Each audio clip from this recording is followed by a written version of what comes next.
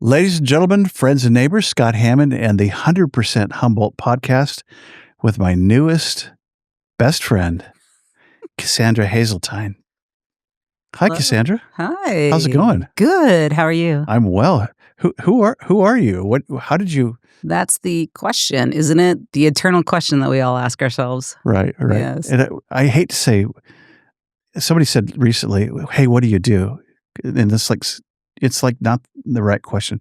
Who are you, and how did you get to Humboldt? And tell us the Cassandra story. And what are your duties? First of all, what's your role in the county?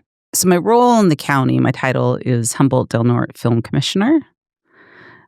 So I am the liaison between productions that come here to film or even productions that start up here and the area that I represent.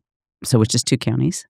I'm also vice president of the film liaisons in California statewide. Oh, wow. On the state level.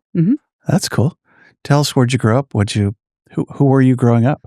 Oh, yes. Well, it's no surprise that I work in film because I very early gravitated towards TV and film and acting and wanted to be an actor. Went into theater first down in Orange County. It was very exciting. Born in LA, raised in Orange County mostly. What part of Orange County? A couple different parts, but primarily Westminster. Okay. By Huntington. Yeah. And then I came here to go to college thinking that I would fulfill my parents' dreams of being science or doing, scientific stuff or be a doctor, like most people, right? Who didn't? Yeah. And I love astronomy. I love psychology. I love environmental studies. I love all those things. But at the time, I realized, no, my true passion was theater and film. I ended up actually getting a degree at Humboldt at back then state, and that's when you could create your degree, kind of your emphasis with it. So it was using theater as a form of therapy with youth at risk. So did you write your own major? You're the second guest in 2 weeks. Griff Griffith wrote his own. Yeah. At Chico State, I think. Yeah. I almost did that myself. Was it complicated to write your own major? No, because it was mostly psychology classes, but it was like about equivalent to what a minor would be in theater. And so when I took like a directing class, it was with the idea that if I was directing to youth minors in a scene and how to pull the emotional out of it, theater and psychology go hand in hand, the studying of the individual, but also, finding yourself within the character. So it wasn't too terrible. And then I got a minor in computer programming as well. Wow. Okay. Yeah, Humboldt State. Yeah. Liberal arts, class of 82. Ah. Yeah. Yeah. My kids go, "Did you major in recess?" I go, "Kinda." But minors in theater. And in business, in rec, and in PE. So it was not a bad liberal arts education. Yeah. And look what's happened to me now. I'm doing this with you. Yeah. So, hey, fun. There you go. So what's your role then as the film commissioner here in Humboldt? Well, like I said, I'm the liaison. So we focus on a few different things. The primary job is to focus on marketing the region to film productions and to the film world. It used to be Hollywood, right? But it's no longer that. And then once they're here, we're the boots on the ground. And then after they leave, we focus on film tourism. So that's why we've created a lot of new projects like a map of the movies and then an app that has the map of the movies in it, as well as the Forest Moon Festival and the Museum of Cinema that we have in front of our office. Gosh, let's talk about all of it. Right.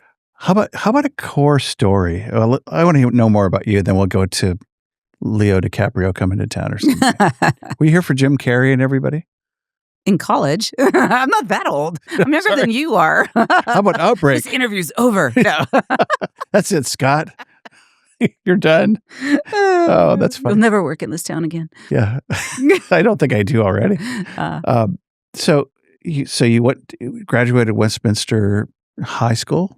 La Quinta. La Quinta in Westminster. Correct. Did insurance school on Bristol and Irvine. Oh, okay. Yeah. Yeah, for a year. State Farm guy. Okay. Drank lots of red Kool-Aid.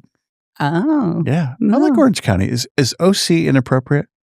No, we call it the OC. My friend Jim from San Diego, where I'm Yeah. from, because it's like calling it Frisco. You'd never do that. I go, Oh, the OC, dude, come on.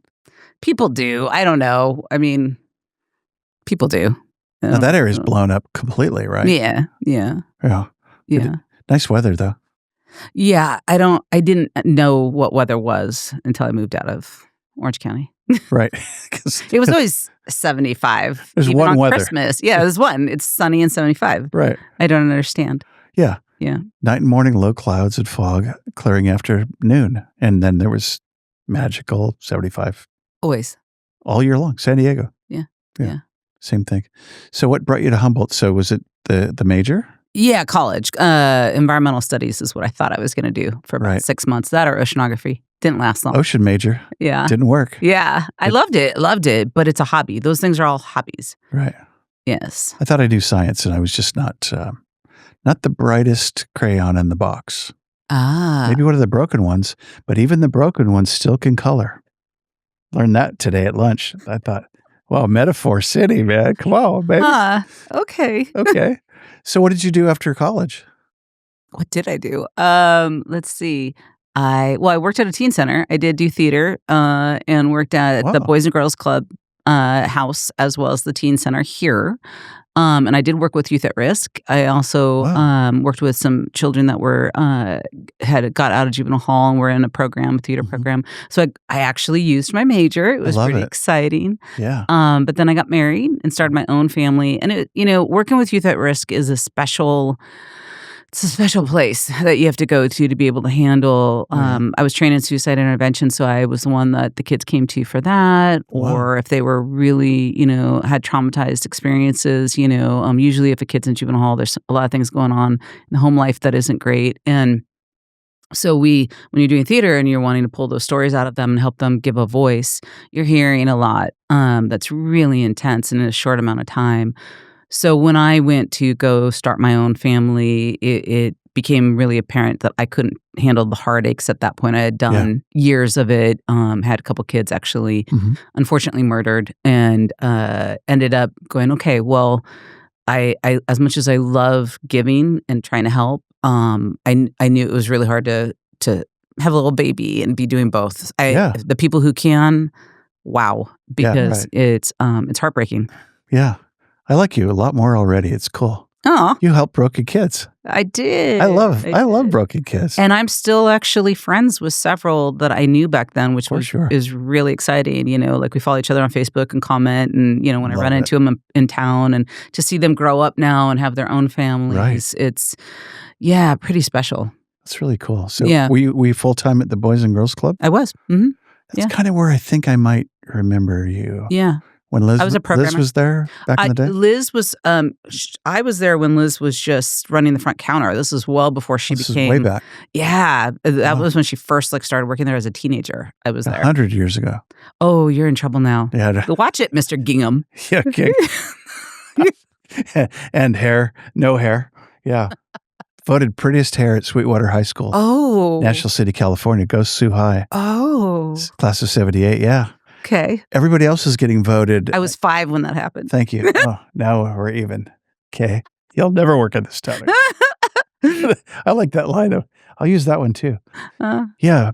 Prettiest, everybody else is most likely to succeed and the smartest, the most magical. Yeah. And I had the most magical hair. And, then kids, drugs, time, age. Oh, yeah. Life. Life. I like your capacity inference, because it's hard to do, to maybe be a full-time nurse and to do kids and to do other things, and to be aware enough to go, hey, I need to adjust this. Yeah. It was hard. The second one, especially the young girl, the boy that I had worked with that was murdered, it was brutal, and dealing with, kids who were suicidal and all of that and all the traumas. But it was the second one that really got me. And I was, I think, about 6 months pregnant. And I went, I can't go back. I can't do this. Yeah. It was too emotionally hard for me at that point. Yeah. But I would love to at some point be able to go back again. And I feel that that part of me that likes to give back just is doing it in a different way now. Yeah. Yeah. That's cool. Yeah. Maybe, who knows what's possible. Yeah, we have a special needs son, Gabriel. When he was born, Mm. it was easy to be at Shriners and UC Davis Medical. Mhm. And since the visit's back just for fun, it's impossible. I don't even want to be close to that place. Oh, Because you had interesting. grace for the moment. Yeah. And now there's a new season, and it just reminds me of trauma and craziness. Mm. And the grace to get through it all. But Yeah. so had kids, then what? Let me think. You asked the hard questions. That was a long time ago. Could have been that long. What did I do? Ran some businesses with my with the father of the children, and had a couple kids. Went to LA. Got into film. Thought I was going to do it in acting. Fell in love with being behind the camera. It was the year 2000, and someone said, "I'll put you in my movie if you help." It was a little indie when digital cameras were coming out, and hey, why don't you help me with like some casting and organizing my movie, and I'll put you in it. And the next thing I know, I was first AD, producer, Whoa. running the set. I made the strip board of the each scene and how you're going to shoot it and all of that stuff, and like organize the whole thing. And because I could organize really well from had already been a programmer at the Boys and Girls and having a business at that point already once, and it just came naturally, and I loved it. What I loved about that part was it used my left brain. It used all that skill sets that I had, the computer programming minor, all of that stuff The like nerd came stuff, yeah. alive. Yeah, all my nerdy side. And what I found is, even though I was from down there Mhm. and I always wanted to work in storytelling, I didn't want to have to be a size 0. I didn't want to have a nose job. I didn't want to have to. That's, to me, though I understand your aesthetics is part of what character you are and what you look like and how you want to, what you're playing. Mhm. It's not my acting. Right. And at that point, I was 27. I had already been acting for 13 years, and I was already actually a trained actor. Mhm. And it felt like it was taking the joy out of it when I had to worry about all those other details all the time. Yeah. And so within a year, I went into producing. I went, well, if I ever act in front of the camera, so be it. But I'm an actor on stage, which is more the pure art of acting and storytelling, and went into producing. And shortly after living down there, 9/11 happens. I've got, a 4-year-old, haven't had the second kid yet. And we decided that we're going to move back to Humboldt, because I'm like, if I started producing in the Bay Area, and I'm like, why live in LA if I'm producing in the Bay Area? Right. So we moved back to Humboldt, built a house, had a second kid, and started working in film up here again, and helping cast and working on productions where they were here. And then I still would produce out of the area. And so it was kind of a hodgepodge of what I did. And then started teaching acting actually as well, and started working with Redwood Coast Theater, which I had gone to college with them. So it was amazing to rekindle with them and start doing the love part of theater. And I started directing then as well. So acting, directing in theater, and then behind the scenes in film, until one day came where I walked off a shoot, a TV show, episodic television show that we were filming down in the Bay Area. I came home, been home just a couple days, was exhausted, and the film commission called me and said, "Well, we know you use film commissioners. We know you, understand the job. Would you fill in for a couple of weeks? We just lost our film commissioner." And that was in October of 2010. And then they said, "Oh, well, wait a minute. We probably can't hire one during the holidays. Would you do it for a couple months?" And then they took me to a bar. Kid you not, it's just a true story. Of course they did. And then they kept handing me drinks, and I set the office up and everything, because it was all in boxes. Nothing was set up. They were about to build a new website, like nothing. It was like starting a brand new entity, but with 30 years of history. It was very bizarre. And so I set it up for someone else, and not knowing who that was. And then I said, do you keep buying me drinks because you're trying to get me to keep the job? And these board members are long past, so this is not my current board. Not you guys. So I could tell this. It's not you. And this was 15 years ago. And they said, yeah. And I went, okay, stop. I'll just take the job. Because then I realized I can work on bigger, better productions and live here. And my kids were little and live in Humboldt. And I went, oh my gosh, that's amazing. Because what I was doing was, pretty independent feature films and episodic television show that wasn't, was Saturday night at 8 p.m. That's like a bad slot, So, all right. Working my way up. But this felt like it was a win-win, And then I just fell in love with it. I really quickly realized it was more than just getting to do film. it was giving back to my community. So it was all of a sudden bringing back that part of me Wow. that wanted to work with youth and helping my community got to merge with film because recognizing the outside dollars that came into the area. Win. Yeah, exactly. And the jobs creation and people talking about in winter when they walk outside and Leonardo DiCaprio is running in a bathrobe on the on-ramp in Arcata and the joy that they feel, or the Forest Moon Festival, Jedi's, walking around and Stormtroopers and people who can't afford to go to Disneyland, but now we brought Disneyland to them. Better yet. Yeah. So it's now I get warm and fuzzy about that, about merging my two realities of helping people as well as, helping my community, but I also get to do it in the genre that I love. Gosh, you got a job you love or have to work because you got your dream job. Usually, sometimes, mostly. Yes. Everybody that says that probably doesn't really work. Exactly. So, yeah. Gosh, I don't know where to launch from this. It's like, so Matt St. Charles, Matt and Rick. Of course. Yeah. And then Ray DeSoto and his brother Malcolm. The DeSoto brothers, yep. Yeah. So and Jonathan. Jonathan also is part of that group. Okay. Have you done production with those guys? Oh, yeah. Of course. Gosh. Yeah. Redwood Curtain Theater, is that at the foot? Is that on First Street? It was. And it's closed now? We've actually...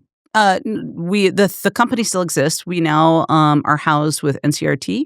Okay. So they've renamed their theater the D Street, 5th and D Street Theater, which we greatly appreciate, and they've taken us in. Oh. So both NCRT and Redwood Curtain Theater are now housed in the same one. Playhouse. Which is in downtown Eureka where I used my prop. Right over here in Eureka, which is in California. Yes, it is. Right over there, Humboldt Bay, north of San Francisco. It rains a lot. You don't want to live here. But you can come and spend money and see other things. Anyway, wow, where did that come from? Yeah, so I'm directing a play now, and it opens next Friday. So I'm very excited. Really? What's it called? This is the full title. Is it a nasty word? Oh, am I allowed to say a cuss word? Of course. Okay, so this is the full title. Good luck. It's called POTUS, or Behind Every Great Dumbass Are 7 Women Trying to Keep Him Alive. Whoa. It's a Broadway play. That's a long one. You wrote it? It's a Broadway play. Oh, it's a Broadway play. Well, you could have wrote it and it went to Broadway already. No. It's a real play. It was a real play done on Broadway. But it was written about 3 or 4 years ago. Yeah, I can't remember the exact time. I should know that. Any famous local actors? Yes, Scott actually. Q. Marcus? It's 7 women. Oh, it's women. Well, there had to be a POTUS in there. Nope. Okay. There doesn't, actually. It's all women. Yes, it's all women. They think that they've killed POTUS. And so it's a farce. It's very funny until it's not. There's a few moments that are pretty, poignant. And Carol Lang in this? No, she's not. You know Carol? I do. Everybody knows Yeah. Carol.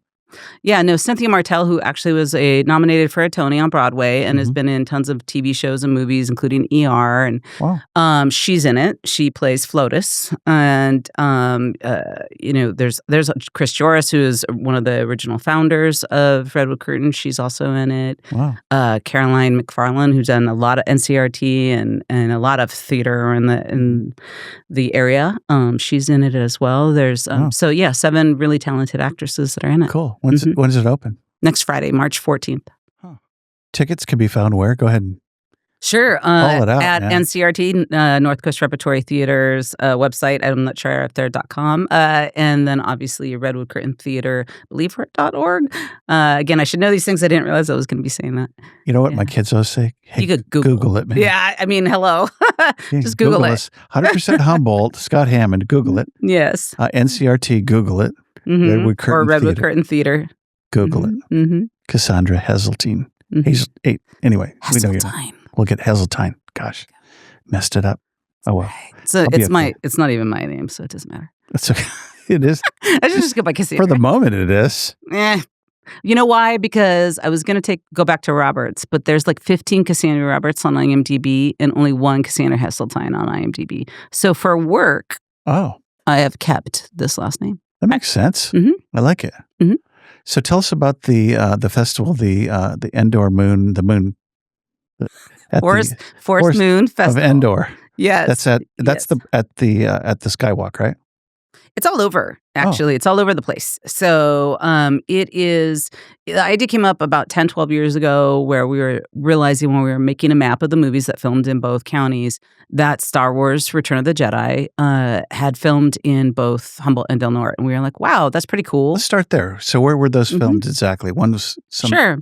So in Humboldt County on Highway 36, there is a grove, my favorite grove out of all the groves, Cheatham Grove. It's beautiful.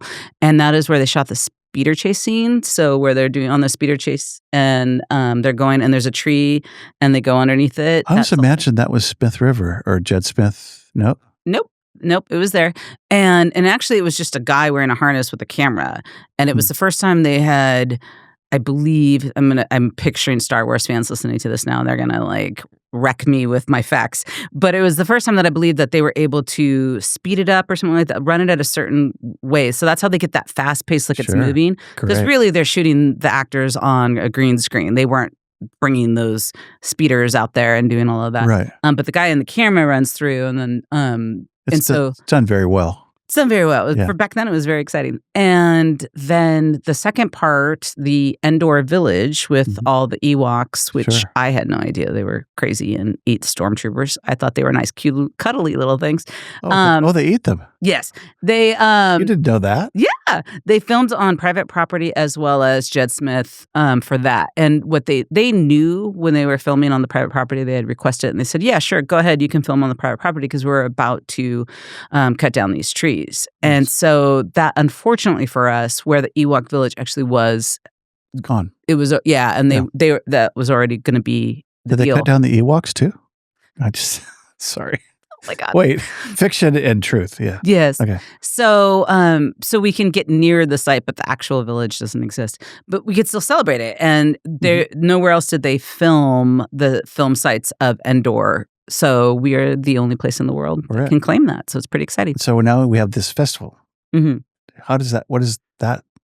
Yeah. What's that about? Well, when we decided we should celebrate that fact that we had such a important part of film history in one of the biggest series, then we said, well, what if we do like a little festival? We could show Return of the Jedi. We could have some booths. We could have some Stormtroopers. And it just started from there. And we did a May the 4th event 4 years ago. And it was fun. It was all at Sequoia Park in Eureka with the zoo. And we brought in Kevin Thompson, who actually played an Ewok in the movie. Remember this, yeah. Yeah, and we had some costumers and some games, and we showed the movie, and it was just really fun. Are you going to say why May the 4th is important? May the 4th be with you. Oh, there, you said the word. But we actually... Nick rarely smiles. He's smiling. Oh. That's we good. moved it from that. That's not true. You smile all the time. We moved it from that date because in order to actually be able to get celebrities or to get out-of-town costumers, we can't actually do it on the same date that everybody in the rest of the world celebrates this. So we moved it to a weekend that actually has a low in hotels for us. That way also if it became big, we had enough hotels to accommodate, people coming from out of town. Not Humboldt graduation weekend. Yeah. Correct. It's been in between graduations, in between Mother's Day and Father's Day. It's in between all of those things. So it's actually the first weekend after Memorial every year. After. Okay. Yeah. Perfect. Yeah. And that brings people to town. In both in Humboldt and Del Norte, because activities happen all over. There's activities up in Crescent City and throughout Del Norte as well, and the same down here in Humboldt. And love it. Yeah, and we put a schedule together. There's a whole team that works on this, and it's amazing. And a lot of out-of-town costumers who are volunteers that show up in film quality costumes per Lucasfilm, and they have to be approved. And they come and spend their money and are sweethearts. Entertain the guests. Why would you go to a Trekkie convention when you could do this? Well, the feedback we've gotten from a lot of people is usually it's in a convention center, and ours is half the time, most of the time outside. Half of it's free, non-ticketed, and it's near the Redwoods, and so then you can go near a film site. So they're like, this is magic. Yeah, so it's pretty exciting. Take a picture with an Ewok by a redwood. Yes. Come on. I know. That's pretty cool. Right? Wow, I'm on Endor right now. That's cool. With an Ewok. Here we are. I love that. So, so it's at the Skywalk as well? Yes, we do activities there at the zoo, and we go on the Skywalk. Yeah, every year they've been part of it, and City of Eureka has been amazing, and the zoo and the the rec department that helps us out with that. There's Jim from the zoo and Jim from the recs department, and both of them, everybody's been amazing. We're going to have Jim from the zoo on the show. Ah, yeah, he's supposed to be a great guy. Yeah. We just missed, but we'll hit that. Yeah. So, film commissioner promotes the region, supports filmmakers. It's permit facilitation. I mean, that's got to be like this replete, crazy project management thing, right? Yes. Well, when we first took the job, we didn't issue any permits. There's 15 jurisdictions and agencies that do, and we have to know who they are, Gotcha. what their needs are, what they require, what area they represent, and then we introduce the filmmaker to them, and then try to help do any mediation. For instance, in Del Norte, one time I had a producer accidentally, when she was pulling a permit from Roads in Del Norte, asking to do a avalanche on a road. She's like, I just want to close one lane. A car pulls up, sees a dead body, and an avalanche happens. And Road said no. And she's like, I don't understand. Why aren't they letting me do this? And so we got on a 3-way call, and I had her describe it, and I could hear the fear in the liaison from Roads from the county.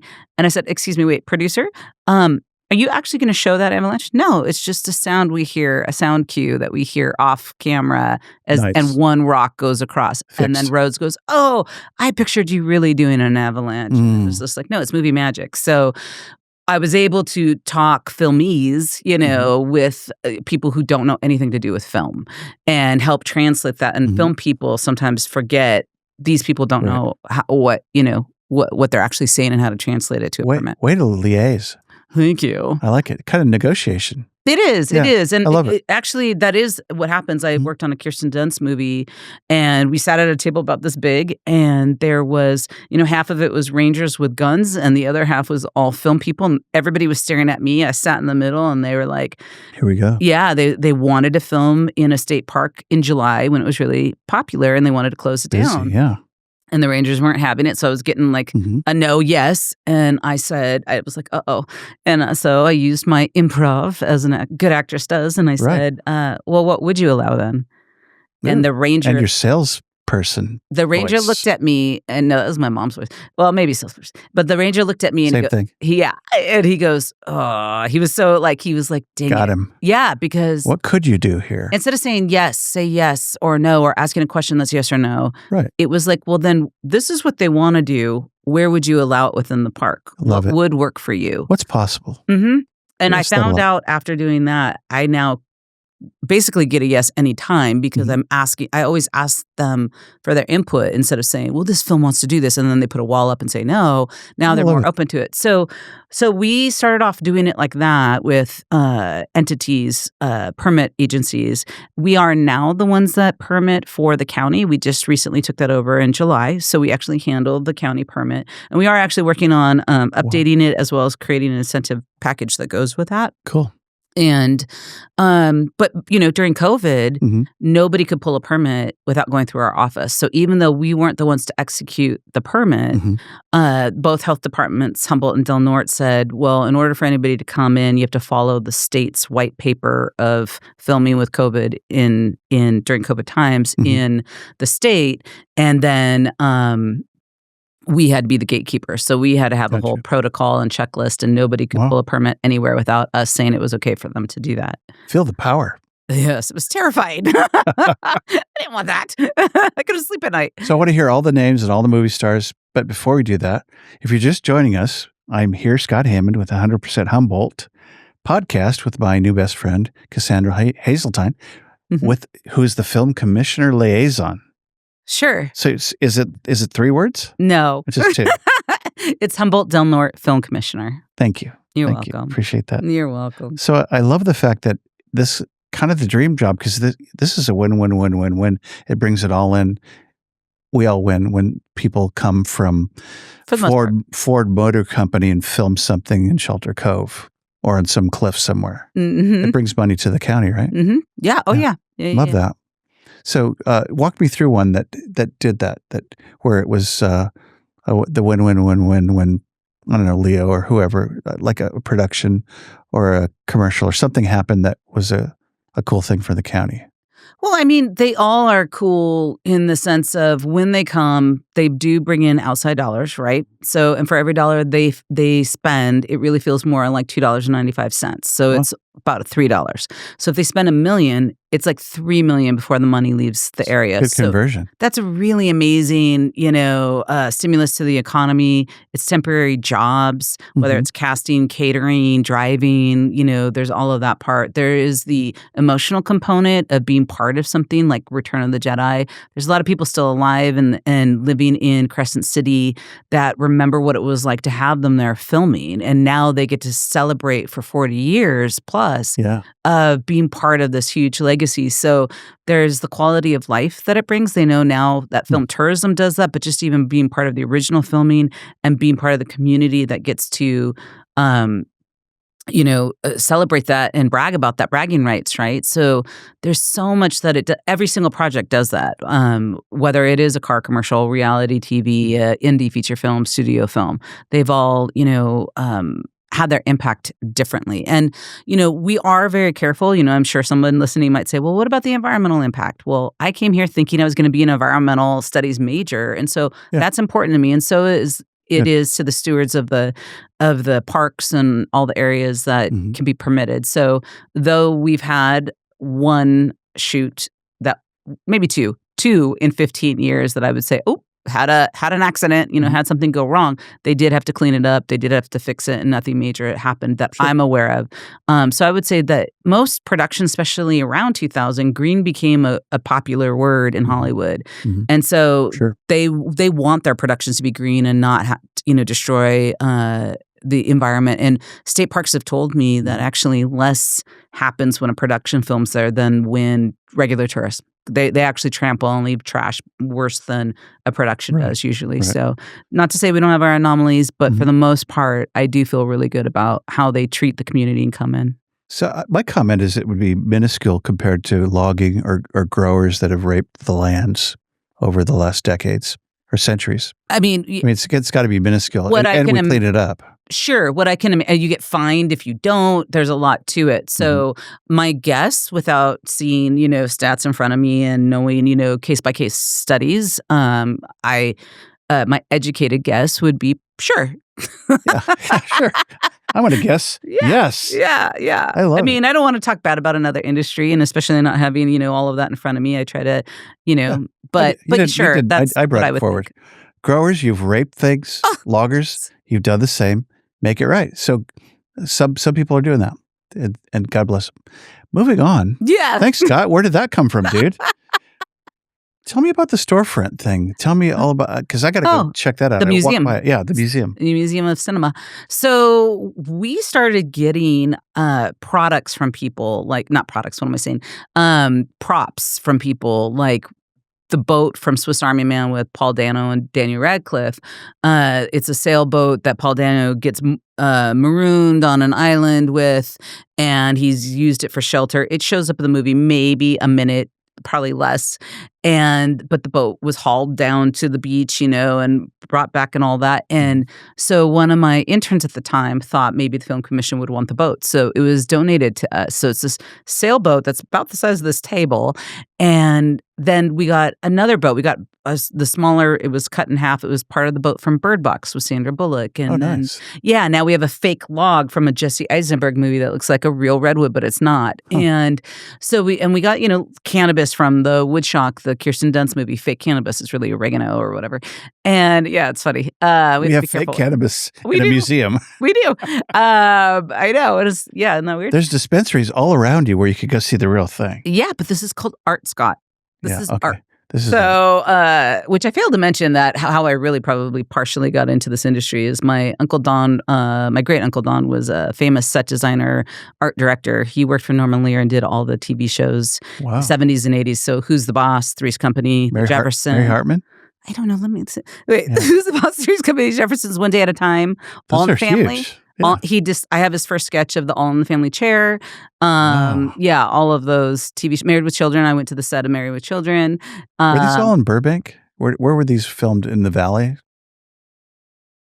I don't remember where I went. Probably. I was like 17 when I went. Studios are not all in Hollywood proper, right? They're No, more like Burbank. Yeah, all yeah. over, I mean, they're all over. I used to live by Sony, which is by Culver City. Yeah. So MGM used to be the old MGM. So that's so nice to have a Burbank flight on Avilo. You can go direct. It is. It is. I do that, or I go to LAX from my parents. But either way. Have you been back since the fires? No. I was there right before the fires, like the week before. Oh, crazy. But I am probably going to go down in April. Yeah. Yeah, but my brother's house / dad's house burned down. Oh. Yeah. Where was that? That was the Altadena one. Rad. Sad. Yeah. So, does the museum cost, or can you just cruise in? No, we're Donation? back there. Yeah, you switched gears on me. Sorry. The museum is no, it's free. It's donation. And it's right now we're doing a women in film exhibit, which is timely because March, I believe, is the Women Month. Is that true? Yes. And we also have some of the key pieces that are too big to put away. So those are in the entrance. And then you can take a picture on the red carpet. And then we have the exhibit. Wow. And we have a little store. And then we're behind that. We have like fake walls. Yes, currently. We're trying to get some, move back to our desks in real offices and expand the museum. So if we have any people who want us to help us out with that, please, How do we get a hold of you guys there? Go ahead. Oh, sure. Call it out. Yes, there is. We have our website, which basically Google, Scott. You could just Google. Oh, you could Google Humboldt Film Commission, Humboldt Del Norte Film Commission. You could Google Del Norte Film, either any of those combos, or you can find us at hdnfc.org, which is Humboldt Del Norte Film Commission.org. Or Google it.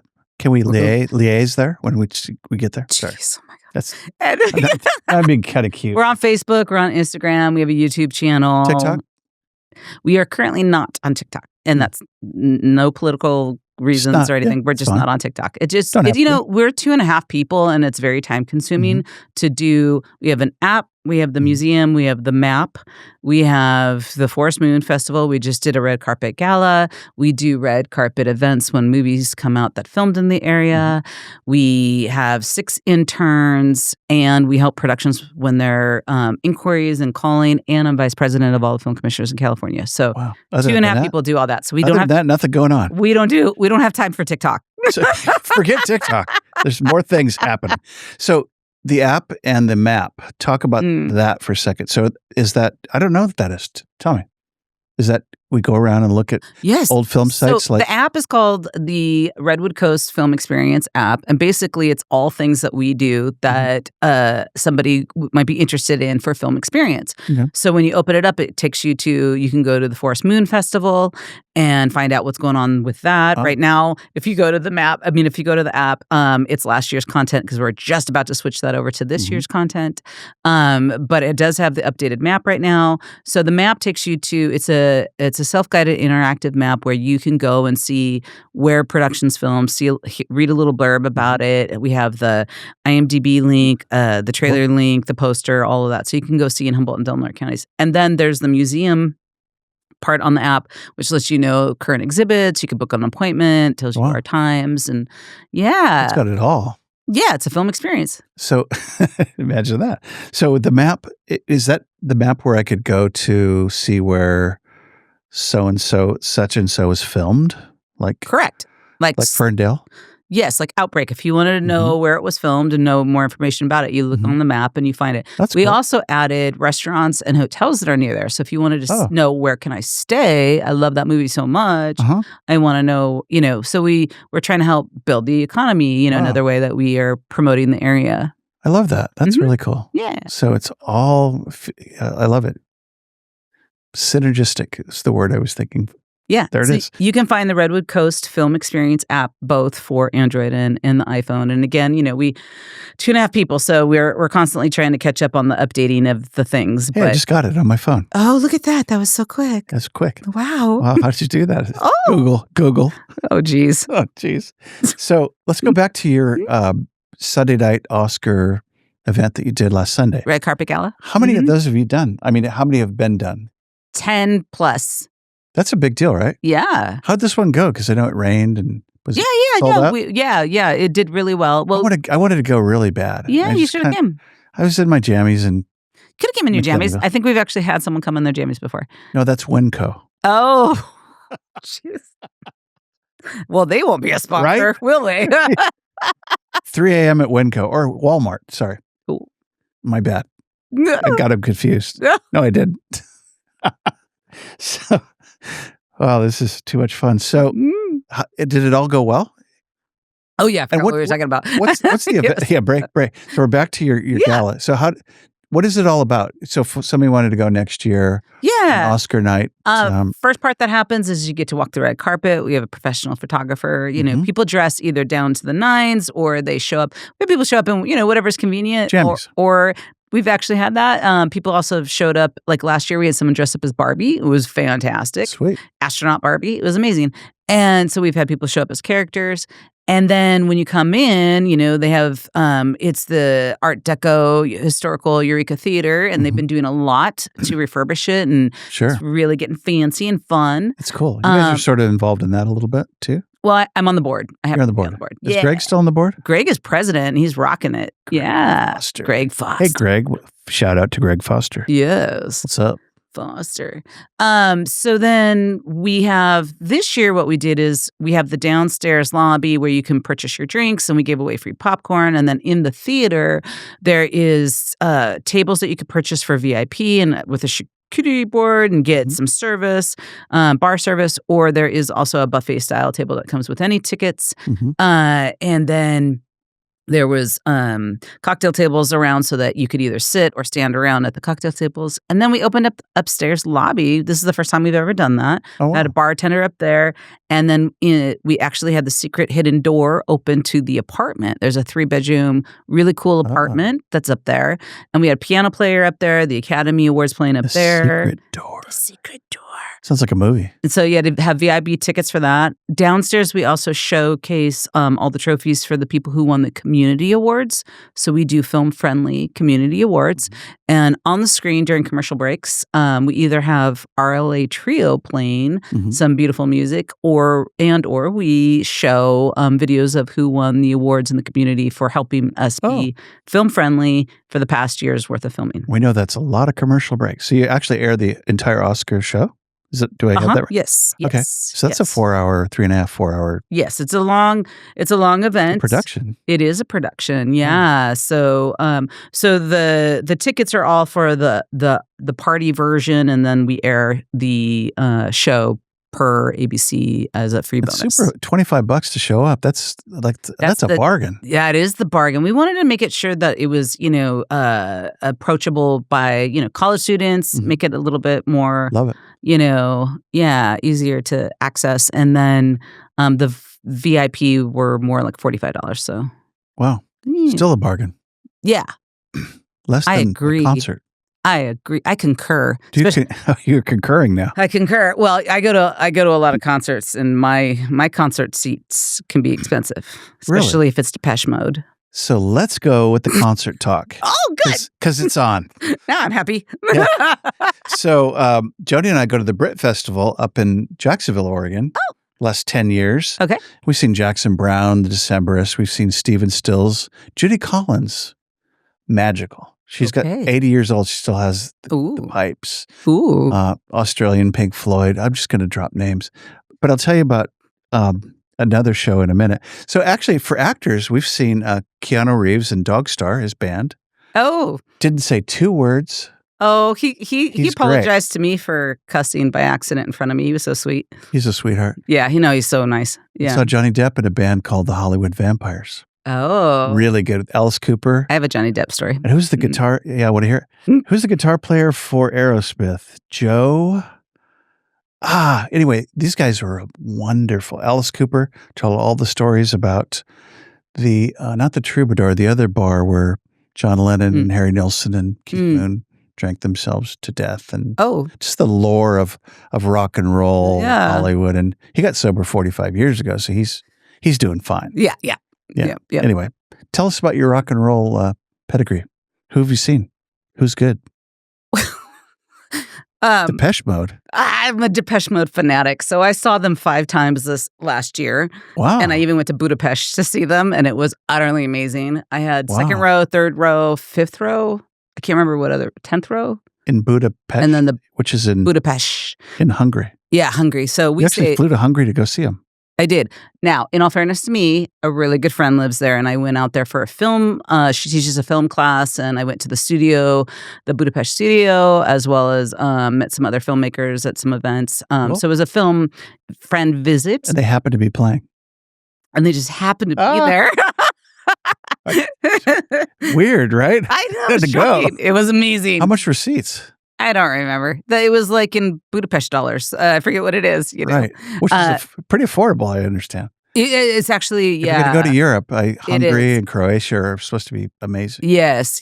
I ended up going to Vienna and Budapest, and it was utterly amazing. Yeah. Vienna would be cool. Oh, it's incredible. The gem of Europe or something. Yeah, it's incredible. But I did get to see Depeche Mode then. Yes. So I'm a huge 80s fan. Obviously, I like other like house and contemporary music, and I like all kinds of music. Who have you seen that you really liked that was memorable? Fleetwood Mac. Cool. Yeah, Fleetwood Mac. The original lineup? Yeah, about Wow. 5-6 years ago, somewhere in there. They got back together. I've seen Stevie Nicks, I think, 2 or 3 times now. I just saw her like last year. I saw New Order, Pet Shop Boys, Duran Duran, The Cure. The Cure was really good. Cure would be cool. Yeah. You're definitely an 80s girl. Oh yeah. Yeah. And then Oh yeah. Who else did I see? You ever see the Doobie Brothers. The Doobies. Cool. They are so good. They're great. They used to have Michael McDonald for a couple of records. Yeah. It's quite good. But just regular Doobie Brothers. Oh, they're great. Oh, Yeah. I'd love to see it. So good. Yeah. Doobies are cool. But How about the Stones? No, I've never seen them. Now, there's a production. Yeah. Actually, Taylor Swift has a production, but they are. Yeah. The Stones would be fun. I want to see, like, I'm into other music now, like more like house DJs, and that would be more my modern style now. I mean, I go to Burning Man, so. Mm-hmm. Burning, that tells us a lot. Burning Man, well, tell us more. What happens at Burning Man stays at Burning Man. That's what Dwayne Flatbow said, yeah. Yeah. What a nice I see him every year at What a Burning Man. nice guy. I know, I love him. What a sweet. Him and the guys, I see them all every year there. They're cool guys. Yeah, no, he's really funny. I'm mayor of the astronomy camp.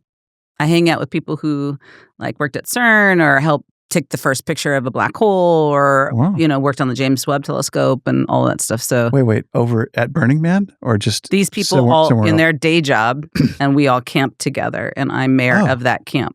That's cool. Do you guys have telescopes and stuff? Oh, yeah. We have a big dome and we bring out telescopes and we show people, planets. And then we have a solar scope too, so we can show the sun. And we do talks. And these people are like, I think we have something like 14 PhDs at the camp. And yeah, Nerd Central. It's super rad. Yeah. That sounds like really fun. Yeah. And I throw space pants space dance. Tell us. Well, I can't leave that one alone. Tell us more. You have to wear space pants that have space on them. Okay. Space pants, space dance. Are they astronomy camp. like aluminum foilish? Whatever you want. So they could just be space jammies. Whatever you want. Okay. It's Burning Man. I guess everything goes. Yeah. Right? Yeah. Never been to one. There you go. Maybe There's all kinds of camps. Could I go, Nick? Fit right in, Scott. Have fun. Knock yourself out, dude. And then they burn the Burning Man at the end. Yes. They burn the man. He's the man.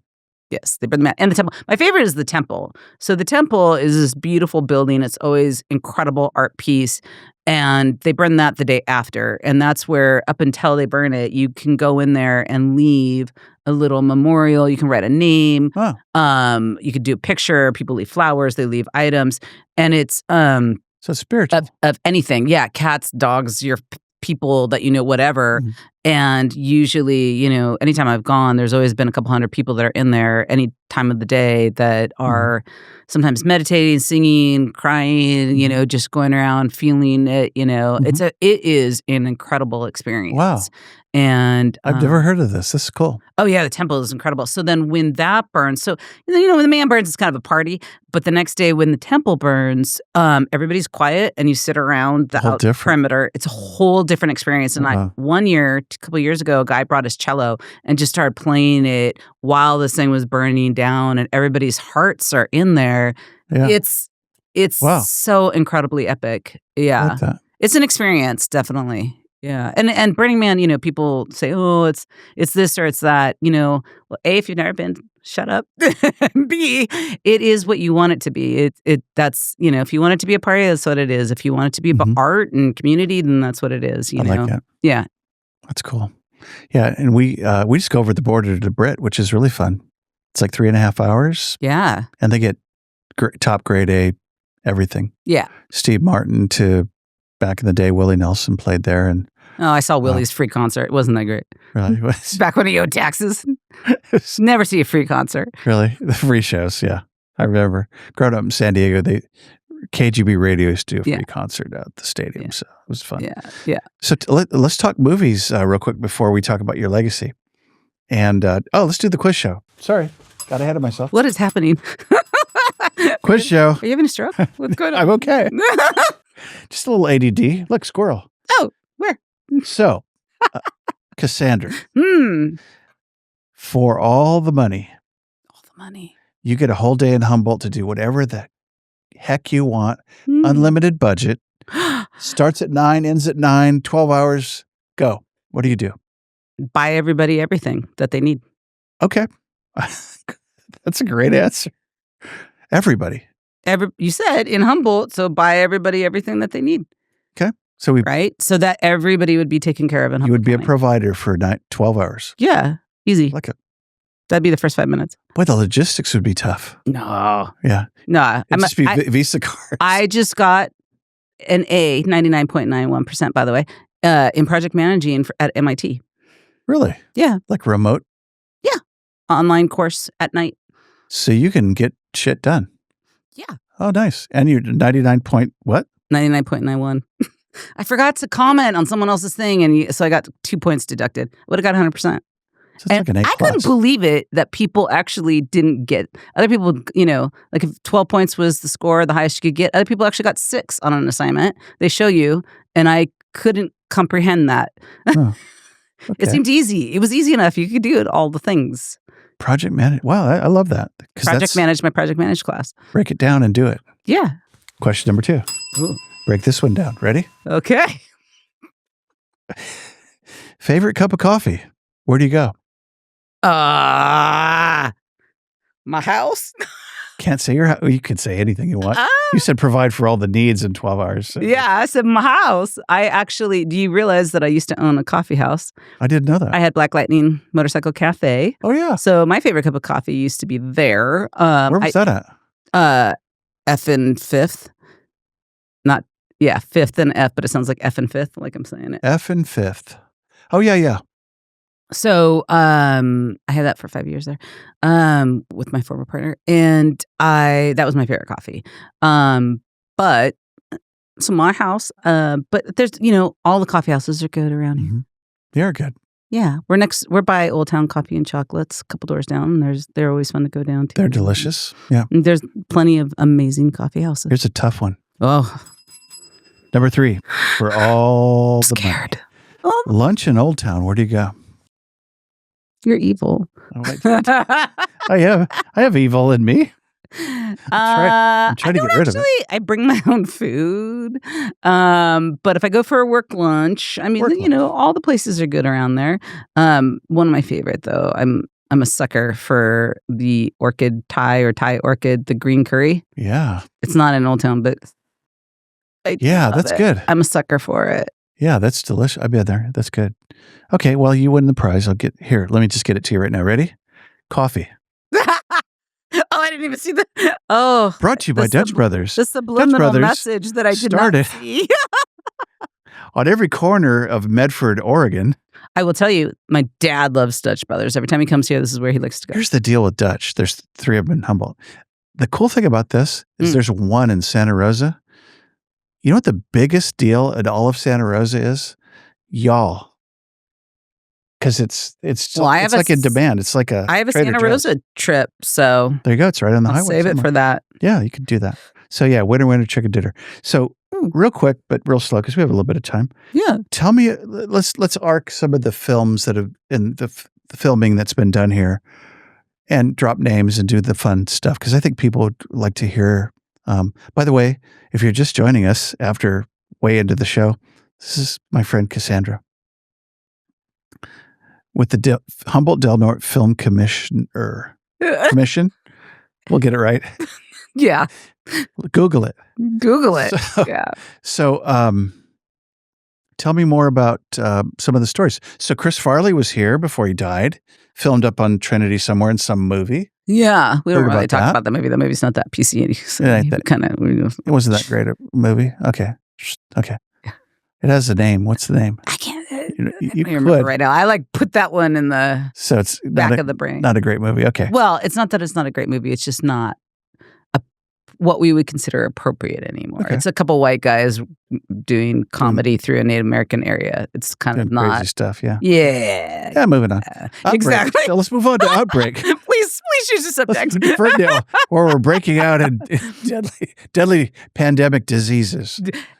The anniversary was, I think it was the 25th anniversary was during the pandemic. It was a good time. Funny? Literally March of 2020 was like a big anniversary and we couldn't advertise that because we were like, oh, look at this would have been perfect. Life imitating art.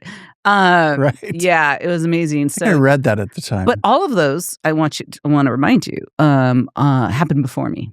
Right. Yes. Let's talk about those, but we'll get to yours. Okay, I'm just making sure. I can't tell you Yeah, stories. no, because you're only like a baby. 35 or 6. 19.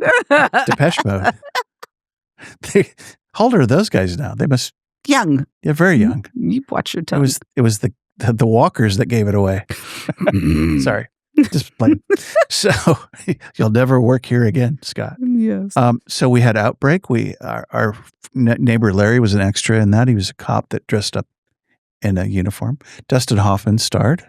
Yes. What else? Jim Carrey was in that one, The Majestic, right? Majestic, Ferndale? yes. So Ferndale was scoring a couple of big flicks back then. They did. Go Ferndale. Hey, we love Ferndale. Yeah. Del Norte had E.T.